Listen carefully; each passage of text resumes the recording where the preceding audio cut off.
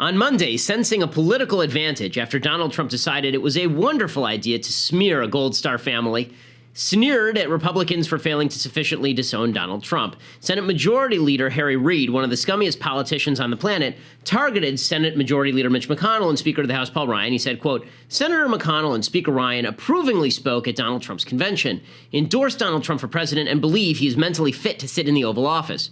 Occasional statements that do nothing to repudiate Donald Trump's words and actions are spineless. Anything short of revoking their endorsements is cowardice. This shouldn't be hard. Donald Trump is a sexist and racist man who insults Gold Star parents, stokes fear of Muslims, and sows hatred of Latinos. He should not be president, and Republican leaders have a moral responsibility to say so. That was Harry Reid, the most immoral man in the Senate. Leftist Greg Sargent of the Washington Post wrote a similar piece, making a similar argument. He wrote, as some Republicans are already remarking, Trump's battle with the Khan family makes it harder and harder to avoid the acknowledging the possibility that we really have no idea how low Trump will sink. It's kind of true, but there is one problem. Democrats don't get to preen about the moral shortcomings of Donald Trump and Republican cowardice for supporting him. They're cheering wildly for Hillary Clinton.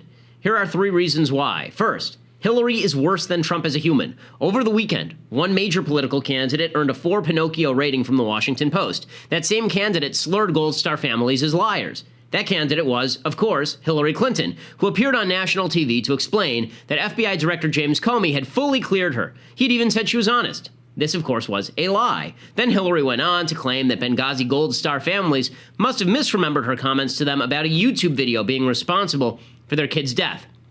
Hillary can complain all she wants about Trump's connections with Putin, but she's the one who handed Putin a reset button, then cut a nuclear deal that allowed the Russians into our uranium mines. For every Trump sin, there's one just as bad in Hillary's closet, and usually worse, since she was working for the government at the time.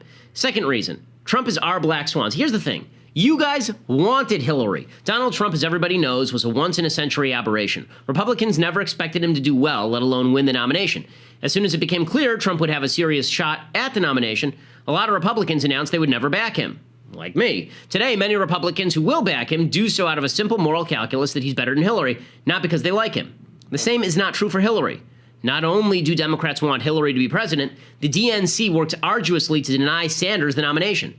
The media have played fast and loose with Hillary, denying her evils, pushing her all the way to her historic nomination.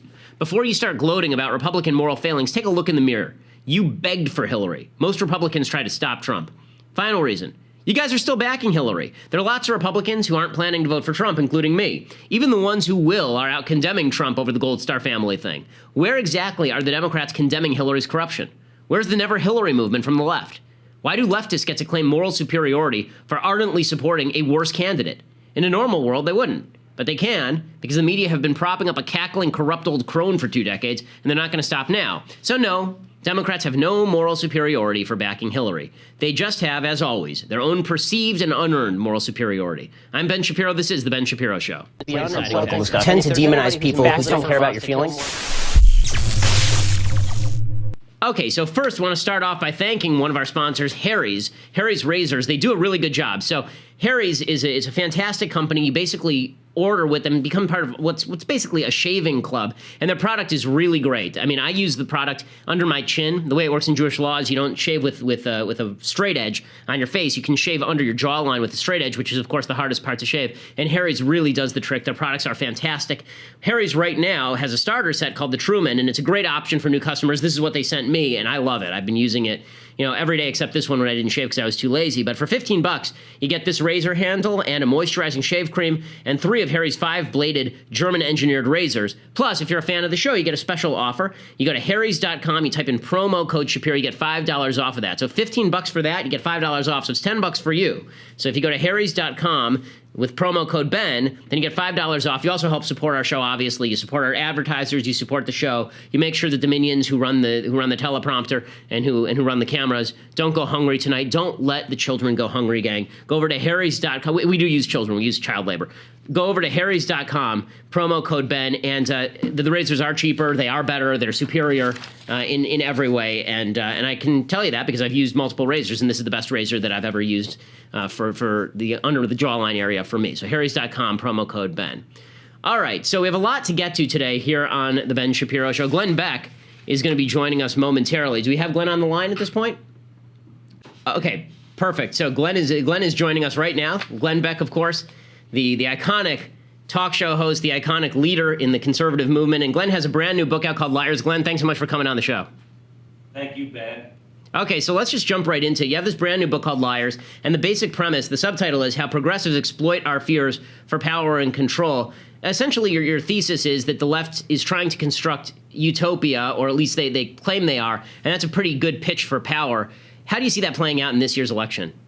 Yeah, I don't, my premise is different than what you just laid out. It's not the left, it's the right and the left. It's the entire progressive movement, which we know, was started by the Republican Theodore Roosevelt. So it's both of them, and you can see this happening right now. The best example is the DNC convention. With the DNC convention, you saw them say one thing. All of the politicians were talking Marxism like nobody's business, and yet the interstitials and all the presentation was warm and fuzzy and let us embrace you, and we're just like you.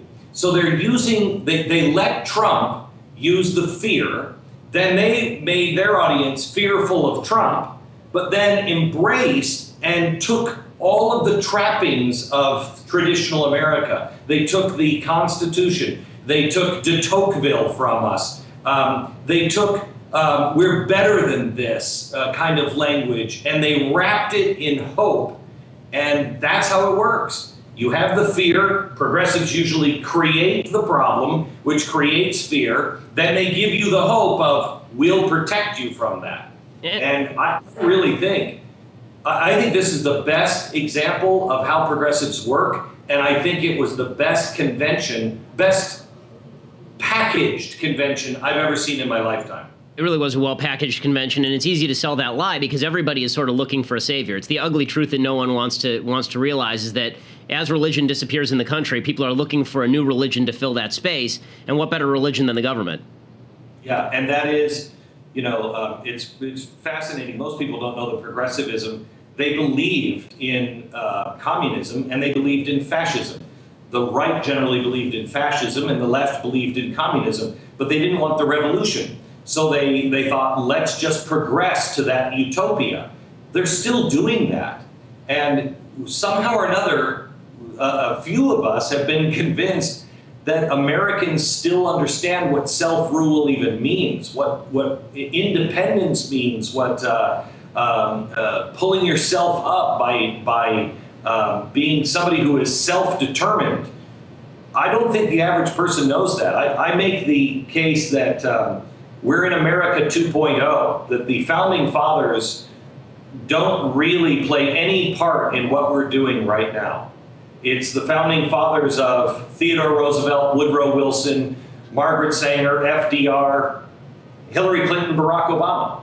It's very scary stuff. The book is called Liars, and Glenn Beck, of course, is on the show. And Glenn, how did it happen that it was able to take over America so completely, so quickly? As you mentioned, it's now both parties. It was amazing to watch Donald Trump say, I alone can fix it, and then watch Hillary Clinton and Barack Obama both say, how could you possibly say I alone can fix it? And then follow up with, they alone can fix it. Basically, right. Everybody's pitch is now, they alone can fix it. They took this German progressive ideology, wrapped it in the flag, and repackaged it, and they're selling it to us. How was it able to be so successful? I mean, we traded away the freest country in the history of the world for this. Why? If you look at it, everybody thinks it's happened so quickly. I contend, Ben, that we were fools in 2008, even 2000, when we thought, oh, well, everybody thinks like we do. We're all Americans. We all want basically the same thing. I think it's been lost for quite some time. It just hasn't had the push to be completely what it is now. We're seeing the fall away. Look at the Republicans that are falling away for Trump. I contend, if you look at his programs, much of them are socialist, and he's a nationalist. That's a frightening combination to put together. I don't think it's happened over a long period of time. I think the progressives were very, very smart at the very beginning and did the Council of Foreign Relations to bring academia and the media together to teach us stupid people what policies we should enact. And the White House Correspondents' Dinner, which was started by Woodrow Wilson, to bring the press into the fold with him yet again. And they've been patient and making progress a little piece at a time. I am a little ashamed of our side if we talk about doing any of the things that the progressives have done that are honorable, that are just saying, hey, let's make a long-term plan and let's start reverse progressivism. You can't get anybody on board. No, nobody is interested in having a long-term plan. That's what killed us. They had a long-term plan. We didn't. I totally agree with that. I mean, there's a crisis mentality that is adhered to the right, where it's every election is the most important election that ever happened in our lifetime. So we have to take the lesser of two evils instead of building an actual grassroots movement. But that sort of requires us to ask the next question, which is, how do you go about building a movement like that in a country that, for, as you say, for 100 years has had a public education system that rejects founding values, in a country where the media totally reject founding values and suggest that what makes America great is what government can do for us? I mean, you even see folks on the right, and when people will say about what's great about America, the folks on the right will immediately say we put a man on the moon. That was a government program. What's great about America is the freedom that was created by the founders that allow us to thrive in our private lives. Yeah, I think what's great about America is Elon Musk will put a man on Mars, but even that will be largely government funded, which is a problem. The way to look at this, I think, is, the way to get around it is first educating yourself on what it is and how it works, and to be able to see, Trump guys, you're doing exactly the same thing. You are in this book. This is what you're doing. So educating yourself, actually outlining some principles, which we didn't do. The Tea Party didn't have principles. The 9/12 Project had principles, but that turned that kind of into a political thing too. If it's just politics, you're going to lose. Defining the principles and then taking over the media.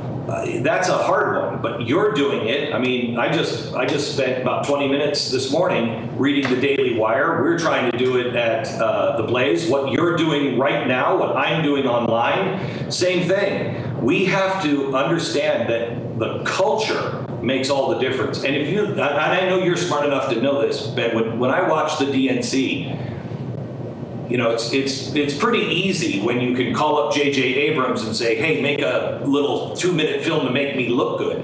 We don't have those people on our side. We call Scott Baio up. But we suck at storytelling. And that's all they do. They reach for the heart. Think about this. They stood on stage and said, have you even read the Constitution? And then followed it with a speech that is directly from the Communist Manifesto. No, you apparently haven't read it, but they knew that pulling out this and saying, have you read it, would be such a heart moment that it didn't matter what they said after it. Yep, man. We need to start telling stories and start getting our act together, because we have the winning argument if we can also connect to the heart. Amazing how good at it they are and how bad we are at it. And you're exactly right. When you talk to conservatives about culture, and you know this better than I do, Glenn, because you've actually tried to move into the movie making space. When you talk to conservatives about funding movies, it just right over their head, because it's more important that we fund the next Heritage Foundation white paper, and that's great. But it's more important that we fund we toss $10 million into Donald Trump's campaign, and he's going to lose by 10, than it would be to just take those $10 million, invest in a film that's going to be seen by tens of millions of people, because after all, this election is the only thing that matters. And when I watch entertainment, all I really want to watch is Ronald Reagan docupics, which of course is false. I will tell you this, that I'm not sure that we can ever do this until we start understanding our lives, our fortunes, and our sacred honor. If you read the book Liars, you will see how well thought out this was, how well orchestrated, that they had all of the real thought leaders and the real artistic leaders and business leaders all with them. And they said, this is our plan. Now, you do this, you do this, you do this. You bring up movies. You can't talk to anybody with big pockets on the right that will actually say, okay, I'm going to take a risk. It's all about the bottom line. When do I see a return? And movies are too scary. I don't know if we want to do a movie because we're going to lose a lot of money. Do you know how much money the left has lost You know how much money they're just willing just to put down in case it works? We've got to start taking more risks and realizing your money is worthless if we don't have freedom. Well, the first step toward obviously taking risk is getting to know what's on the other side. And Glenn Beck's book, Liars, How Progressives Exploit Our Fears for Power and Control. Fantastic book. It's out today. We're so flattered that Glenn can stop by and chat with us. And I can't recommend the book highly enough. So it's obviously your local bookstore, Amazon.com as well, correct? Watch all the time, Ben. You're doing a phenomenal job. And many times we have conversations of why can't we be more like Ben Shapiro? Well, I appreciate that. That's very kind of you. And don't stand too close, because when Trump comes to take me away and put me in a cell, I mean, I'd love to have you as a cellmate, Glenn, but it's definitely a possibility at this point. So I would recommend at least a 300-foot distance. No, my daughter, we were talking as my family, and they said just last night, Dad, what do you see happening if Hillary is? And I said, Hillary is Eva Peron. And what happens if Trump? And I said, Trump is Mussolini. And they said, what do we do? And I said, I don't know, because both of them end with your father in jail. Exactly. Well, again, it'll be a very entertaining adult fun camp, shall we say, as Hillary might put it. Glenn, thanks so much for stopping by. Really appreciate the time.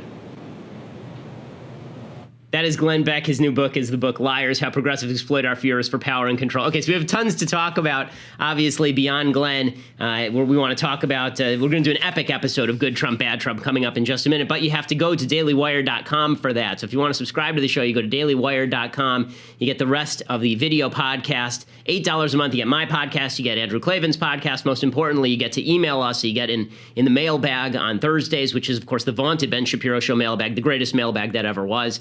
And we have lots more to talk about today. We didn't even get into all of the fun and games with Donald Trump, which is really, I have to say, nobody said that the end of the Republic was going to be this much fun. So I'm glad that at least we get to laugh hysterically as we walk down into our tomb as a country. So that's very exciting. DailyWire.com for the rest of the show, or iTunes and SoundCloud to download the audio version.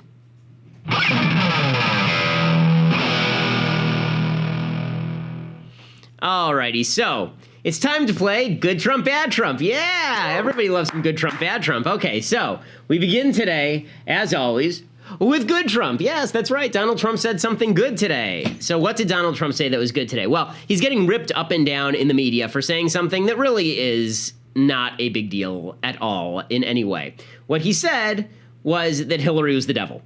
I'm confused as to why this is controversial. I mean, realistically speaking, Hillary's not the devil, because the devil would never be so obvious as to disguise himself as Hillary Clinton. But, you know, when Donald Trump says she's the devil, obviously it's a figure of speech. Here's Trump saying that and the media losing its mind. His people are angry at him, and they should be. If he would have just not done anything, just go home, go to sleep, relax, he would have been a hero. But he made a deal with the devil. She's the devil. He made a deal with the devil. It's true. Okay, so he says that she made a deal with the devil. He made the deal with the devil. Sanders did. She's the devil. All right, big deal. So the media loses their mind over this. This is good, Trump, because honestly, a whole round of headlines about whether Hillary is the devil or not is not going to be particularly bad for Trump. That's a good round of headlines. Then Trump does something else that's good, right? More good Trump. Yay! Well done, 2 in a row. So here's Donald Trump talking about the media. The biggest problem we have is we have a very dishonest media. We have a media that is so dishonest that no matter what, makes no difference. But these are among the most dishonest people you'll ever meet. These people, you know, I've had days where I said, boy, this was a great day. I look forward to seeing it tonight or tomorrow, and it's brutal. I say, what happened? But we're going to punch through the media. We have to. Okay, so he's totally right about this, of course. The media is horrible. The media are out to get him, and the media are out to get conservatives generally. That's all true. Okay, so that's good Trump. Yay, good Trump. Okay, now, unfortunately, we get to bad Trump. So here, again, is my normal disclaimer. You want to vote for Trump, vote for Trump. That's fine. You know, I understand the logic. Trump's better than Hillary. Okay, that's your prerogative. That's your risk assessment. I get it. It's totally fine. How much you embarrass yourself to defend Trump is another question. Right? You can say I'm voting for him, even though he's really quite terrible. Okay, here's my rule. It's not picking on Trump to make fun of him, okay? I make fun of everybody, as you've noticed from the show. And I got to admit, the dude is just hilarious. He's just hilarious. So now it's time, unfortunately, for bad Trump. So here it's time for some bad. Let's do some bad Trump. So Trump, there's a big story that comes out from the New York Times this morning. Okay, so this is the last 48 hours for Trump. Let me back up for a second. Last 48 hours for Trump, we played him yesterday attacking a fire marshal, right? He attacked the fire marshal because he says this corrupt, evil fire marshal didn't let enough people into his building, right? So he attacks the fire marshal. Then he says he's going to crack down on internet porn the same day that the New York Post runs lesbian nude photos of his wife, right? Okay, little weird. Probably gained 5 points in the straight male community in the United States because Melania is a good-looking chick, but let's be real, it's a weird juxtaposition. I will crack down on internet porn. Also, directly next to this article, if you move your eyes over 3 centimeters, is a picture of my nude wife with another nude lady. It's a little strange. Okay, so even that, not that big a deal. Weird, sure, but let's be real about this. The first spouses either way are pretty bad. And the first spouse for Hillary Clinton is a guy who is receiving particular favors and using cigars in unique ways in the Oval Office. And the first spouse on the Trump side is a lady who posed in pornography. So I think that we may be done with the days of the classy first spouse.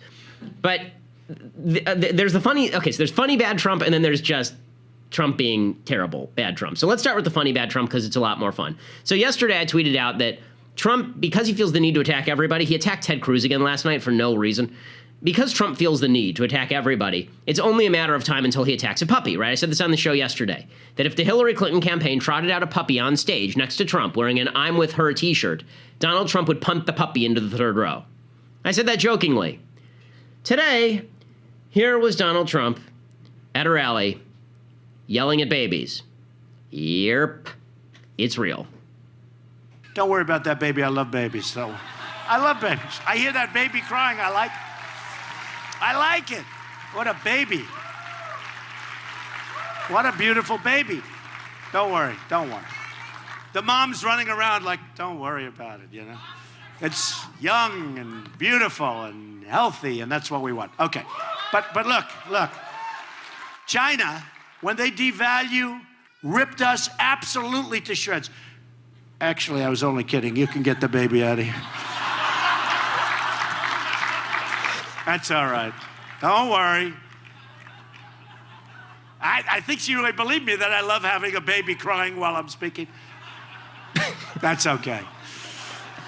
People don't understand. That's okay. Was he dropped on his head as a child? I'm just wondering, like, what?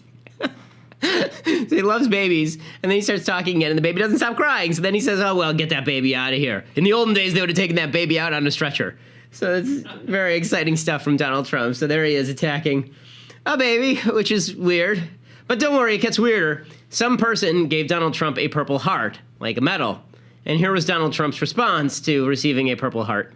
A man came up to me, and he handed me his Purple Heart. Now, I said to him, is that like the real one, or is that a copy? And he said, that's my real Purple Heart. I have such confidence in you. And I said, man, that's like big stuff. I always wanted to get the Purple Heart. This was much easier. But I tell you, it was such an honor, and maybe I can bring him up on the stage. Lieutenant Colonel Louis Dorfman. I just happened.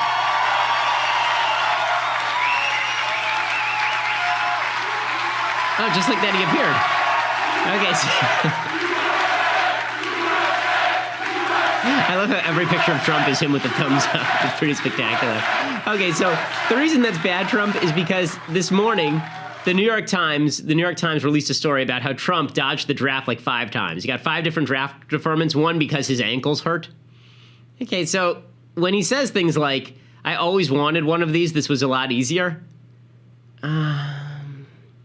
If you always wanted one, oh, you get the Purple Heart for being wounded in a war. If you wanted one, I don't know why you'd want a Purple Heart. And even soldiers don't want Purple Hearts, right?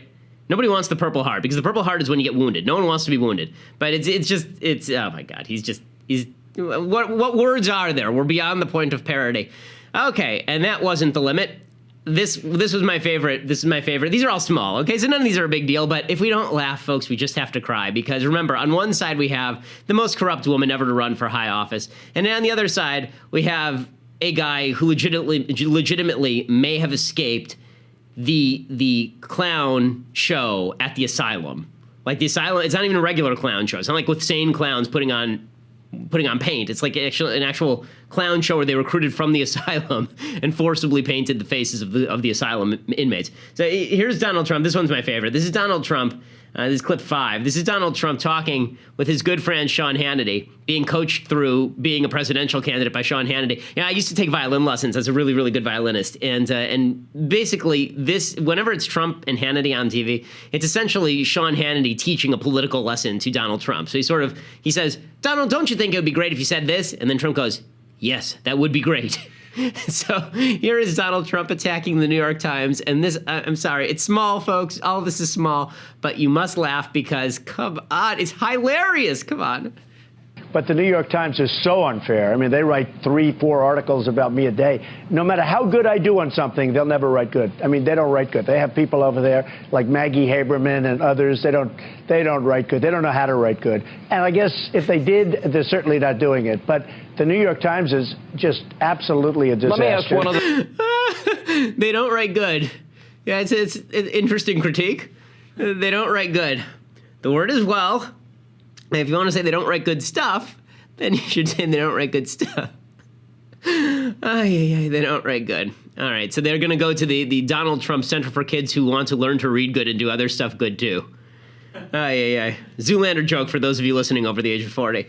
Okay, so that's now to the serious bad Trump. So that's all just the goofy bad Trump, right? So it's goofy bad Trump, him just basically being adult, because that's what he is. He's your cloddish uncle who's got a couple of drinks in him, and he's just going to say whatever on his mind, and it is really funny. I mean, it is. I have to admit, it's hysterical.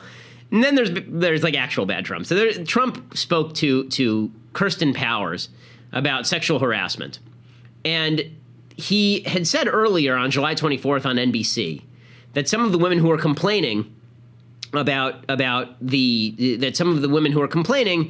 about being sexually harassed by Roger Ailes, Roger Ailes helped them, and when they write books and say wonderful things about him, now all of a sudden they're saying these horrible things about him. He spoke with Kirsten Powers about sexual harassment, and here's what he had to say. During an interview, when asked what his daughter should do if she were sexually harassed at work, Donald Trump said he would like to think she would find another career or find another company.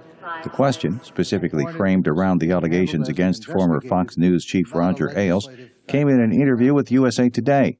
Trump defended Ailes. So he says, in case you missed the robotic reading, what he actually said to Kirsten Powers is he said something to the effect of that women should actually just quit their jobs and then quit their industries. He said, I would like to think she would find another career. This is Ivanka. I would like to think she would find another career or find another company if she were sexually harassed. Okay, here is Eric Trump, his son, making the same case on CBS this morning.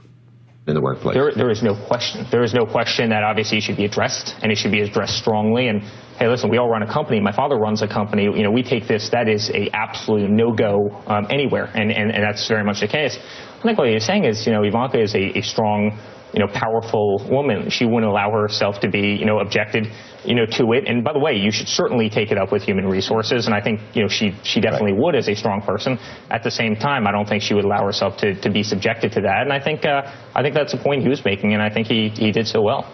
Okay, so she wouldn't allow herself to be subjected to that. First of all, women don't generally allow themselves to be subjected to sexual harassment. Okay, it's not their fault if they're sexually harassed if some dude is a pig. That happens on a not infrequent basis. Beyond that, the line that women should just quit and find another job, okay, there's some truth to it, which is that if you're being sexually harassed, you really don't have a lot of other choices. But to pretend that when Roger Ailes, when a very powerful man sexually harasses a less powerful woman, that's a serious problem, and that's not a problem that can always be cured by going to human resources. Okay, the companies don't like it when their executives are sexually harassing people because they have to make major payouts. But if you're talking about a very powerful man, from Bill Clinton to Roger Ailes, if you're sexually harassed and you talk about it, you're done. Your career is over. I mean, you're finished. And if you go to HR, as we all know, I mean, anybody who's ever been in an office environment where there is human resources, if you go to HR, the first thing that happens is that the bosses start to marginalize you, and they see you as the problem. It doesn't matter if what you're saying is true. HR is one of the more useless aspects of virtually any major company. You go to HR, and suddenly you're the problem. You're the red flag because you're the one who complained. You're the one who's raising the issue. And then if you end up leaving the company, then word is around town that you're litigious and that you complained to HR. So it's a little bit harder than the Trumps are making it out to be. Now, Eric Trump isn't wrong that the solution is to go to HR if you're being sexually harassed, or grab a lawyer, then you have whistleblower protections, or change companies. But to pretend that Ivanka Trump is in the same scenario as any of these other women who are being sexually harassed by one of the most powerful men in media, allegedly, that's really not particularly good stuff. And then it gets worse. Trump is now claiming, remember, what's the date today? August 2nd? It's August 2nd. Donald Trump is claiming on August 2nd that the election is going to be rigged. Here's Donald Trump talking to Sean Hannity about this. I hope the Republicans get out there and watch very closely, because I think we're going to win this election. But if it's rigged, like anything else, look, it was rigged, I thought, a little bit for me, and we won in landslides. I think it was rigged against Bernie Sanders with his super delegates nonsense. Absolutely. Well, we know it was rigged the now. guy We never have had the a emails. chance. And I'm telling you, November 8th, we better be careful, because that election is going to be rigged. And I hope the Republicans are watching closely, or it's going to be taken away from us. Okay, it's going to be rigged. The election is going to be taken away from us. Here's the problem. When Trump said that the primary system was rigged, he was wrong, and I talked about it at the time. It wasn't rigged. It just wasn't a system that he liked. It felt rigged because there were caucus systems where it was unclear how people were actually getting voted into power. There wasn't a straight popular primary vote. When you're talking about the national election in the United States, when you're talking about the election across the country and you say it's going to be rigged, now you're getting into leftist paranoia territory. Now you're getting into 2000, George W. Bush stole the election from Al Gore by purposely perverting the ballots and then having Diebold machines that are related to Halliburton or some such nonsense. And this is the narrative that the Trump campaign is already starting to put out. So Roger Stone, who's legitimately one of the sleaziest people in the history of modern American politics, Roger Stone was speaking to Milo Yiannopoulos over at Breitbart, another sleazy person in the history of American politics.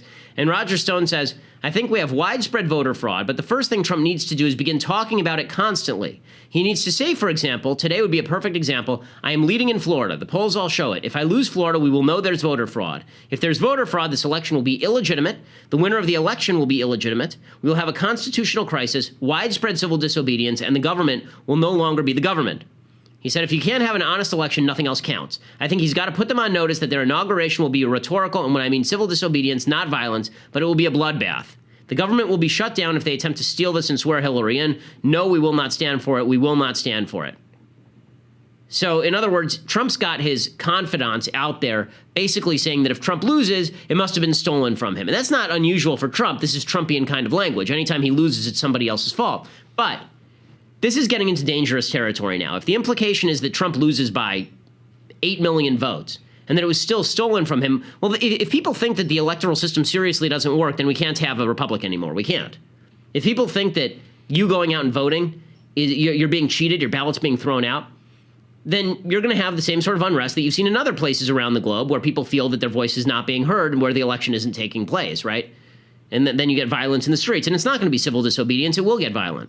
If people feel like they're being jobbed and Hillary Clinton is being inserted through a corrupt process, things will get violent. The problem is, of course, that there's no evidence that any of that is happening. I mean, it's August 2nd.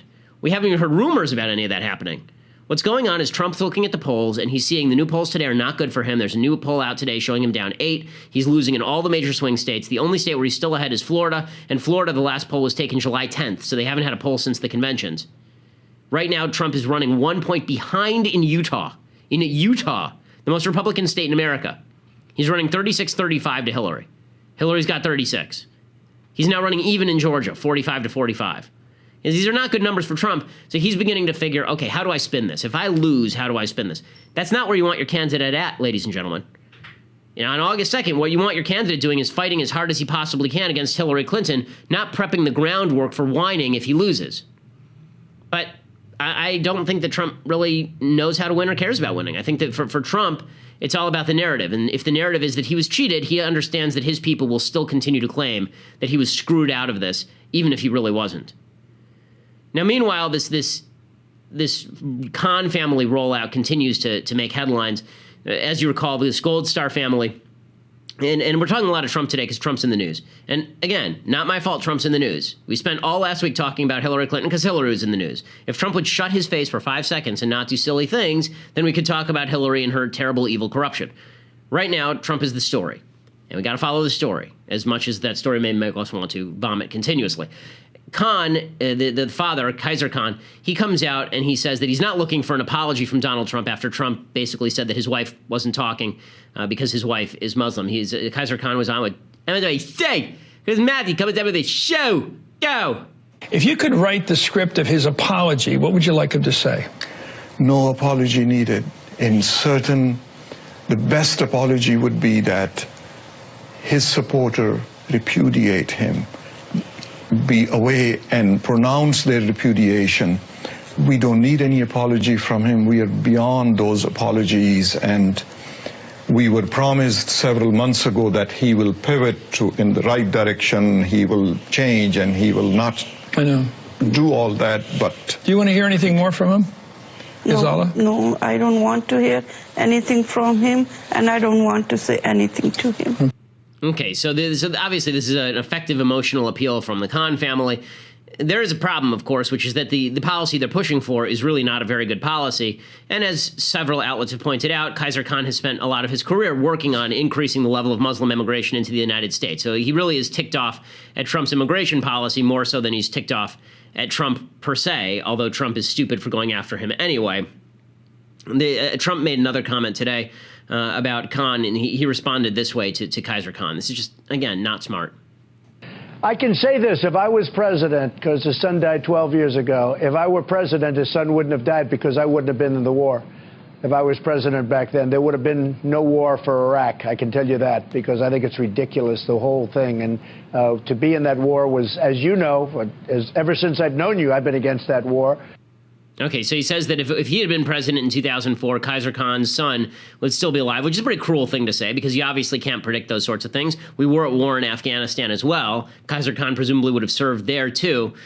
Trump also went on to say, quote, "It's a very big subject for me. Border security is very big. When you have radical Islamic terrorists probably all over the place, we're allowing them to come in by the thousands and thousands. And I think that's what bothered Mr. Khan more than anything else. And, you know, I'm not going to change my views on that." Okay, poor wording there, because I don't think this is what Trump's saying, but it certainly comes off like he's saying that Khan wants radical Islamic terrorists coming into the country.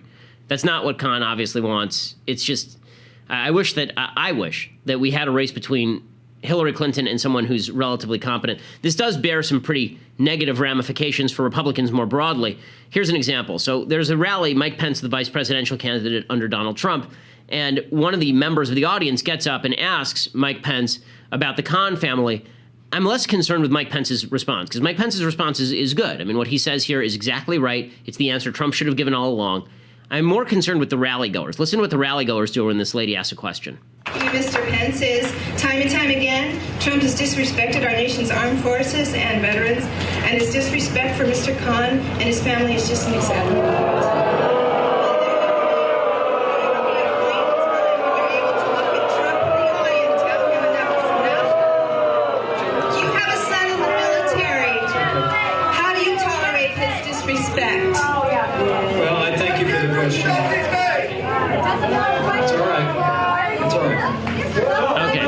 We can stop it there. So the lady is a Gold Star. She's not a Gold Star mother, but she has a son in the military, and she asks the question about Trump's disrespect to the military. Now, you can disagree with the premise of her question. You can say that Trump doesn't disrespect the military, and he doesn't disrespect the military the same way that Hillary does. Hillary tried to ban military uniforms from the White House when she was first lady. The president under whom she served has slashed and burned the military all the way down to pre-World War II size in terms of the Navy and the size of the ships of the Navy, and down to an army that can no longer fight two wars simultaneously. And that's real disrespect for the military. That's not to say that Trump doesn't have some pretty ridiculous situations and things that he said about the military, right? He said that John McCain wasn't a war hero because he was captured. He said that he'd force soldiers to shoot the family members of terrorists in violation of federal law and international law. He said that Iraqi war soldiers, American soldiers, were stealing cash and handing it out to people. And he said some things in the past that are pretty bad, but I don't think the question is well phrased. But when the rally-goers are starting to boo the mother of a soldier, instead of just letting her ask the question and let Pence take care of it, it's a real mistake. And this is what I'm seeing. This is my big problem with the Trump campaign and everything that comes along with it. There's this feeling like everything that Trump does must be defended at all costs, and we have to boo anyone who dares say a naysaying word. And I don't appreciate that, even when I disagree with the person who's saying the naysaying word. Okay, all of that said, there's no question that the media are a bunch of hypocrites. Pat Smith, who's the mother of Sean Smith, who was killed in Benghazi, she was on TV last night, and she was talking about the fact the media have been completely ignoring her while paying all sorts of attention to Kaiser Khan, even though Hillary Clinton called her a liar. I do complain mightily about Well, you're not saying it, but I'm very much against the way I was treated. I was treated like dirt. I don't think that the Khan family was treated that way. But I was treated like dirt. I was called a liar. She went on TV many times and nodding her head, thinking that she is so wonderful and she knows everything and I know nothing, and I was just imagining this. I don't imagine my son getting killed. I don't imagine that at all. But why would she say that to me? And what did she say to the Khans? I don't know. I was told so much bull crap about Benghazi. And most of the things that I heard were lies, absolute outright lies. And the government never got back to me like they promised. Hillary promised she would get back to me and tell me what happened. I don't know why my son is dead. I want answers, and I want answers about why my son is dead and why she made the decisions that she made. I don't like her decisions. I don't think she'll make a very good, any kind of good president. Okay. I don't like her decisions. She kills people. Okay, and so, you know, she says that, and the media are all over her. She's the worst person. She's terrible. She's awful. It's really foolish for the media to play this double game, because it means that everybody knows what liars they are. Another liar, Joe Scarborough on MSNBC, now he's going nuts, and he says that Donald Trump is totally unhinged. He's totally crazy. I've known him for a decade. I've never seen him act like this before. It's unhinged. It's not the Donald Trump that I've known for over a decade. I never have seen anything remotely resembling this type of behavior from a guy who I've known and liked and called a friend. The other thing, I was hearing that a lot yesterday. The other thing I'm wondering if you heard also from people was people were asking me, why can't anyone around him get him to stop? I think it's gotten a lot worse even over the past month. I'm telling you, we're in uncharted territory now. I mean, there was a time when people could talk to him and say, this is damaging you, this is hurting you, and some of this is just so insanity. What's happened the past 4 days? So emotional, though. It's not like it doesn't feel like it's like a strategy. It feels like it's just emotional. It's not a strategy. It's just pure emotion. Okay, so now we've got Joe Scarborough ripping Trump up and down. Okay, Joe Scarborough with there's something about Mary Hare. Let me explain something to you. You said this like 3 months ago. It's always against Trump. I mean, but will they say this time it's all over? I'm just saying, seriously, the jackasses that have been doing this for 9 months should just stop embarrassing themselves. It's getting really old. What's insulting to me is you can't state politically obvious things, right? Without people saying, oh, you're in the tank for Trump, or oh, you're supporting Trump, or oh, no. We just can actually look at the earth and see that the sun goes down and that it's actually not flat. But there have been a lot of flat earthers out there for 9 months right now. Okay, so there he was defending Trump like 3 months ago. So the media have played this double game. Notice that they're dumping all of their crap on Trump now, right? They waited until he was the nominee, and then they dumped everything on him, which is perfectly predictable. We were predicting it several months ago. And I'll tell you what they're completely ignoring, however, and that is Hillary continuing to lie. So Hillary over the weekend lied about her emails, and then Hillary's spokesperson was on TV last night lying about her emails. What she attempted to indicate in her response was that Director Comey was very clear when he was asked in the hearing before Congress last month about the nature of the answers that she gave in her interview to the Justice Department. And Director Comey, in response, was quite clear that he had no reason to believe that anything she ever said to the Justice Department was at all untruthful. And what she was indicating in that interview to Chris Wallace was that what she said to those Justice Department interviewers was entirely consistent with what she has said to the public for the last several months in the many questions that we've answered on this issue. They're liars, they're liars, they're liars. The media won't cover that. The media will cover all of Donald Trump's various foibles. Granted, those foibles are more fun than covering Hillary Clinton, but it doesn't change the fact that Hillary Clinton is just as terrible as Trump in every way, and in most ways she's worse. Okay, time for things I like, things I hate, and then the corrections, which is a new addition to the program. And it's a very dangerous game to play when you say that you're going to add corrections to the program, because then everyone who has a correction from 45 episodes ago emails you. This is what I've found. So we can begin with things I like. We're doing post-apocalyptic literature to prepare you for the end of the world. Last Babylon is today's post-apocalyptic literature. Pat Frank, this book is kind of a classic of the genre. nuclear war hits, how do people survive afterward? It's been made into a movie, I think. I don't think the movie's particularly good, but the book is very good. I read it several years ago, and I just remember enjoying it as much as you can enjoy a book about the end of the world. So, Alas Babylon, Pat Frank, check it out at Amazon.com. Okay, time for some things that I hate. So, Apple has decided that it's time to save the world. How are they going to save the world? Not by giving tons of money to charity, not by hiring more people. No, they're going to save the world by getting rid of the gun emoji and instead replacing it with a water pistol emoji. Here's what the new emoji will look like.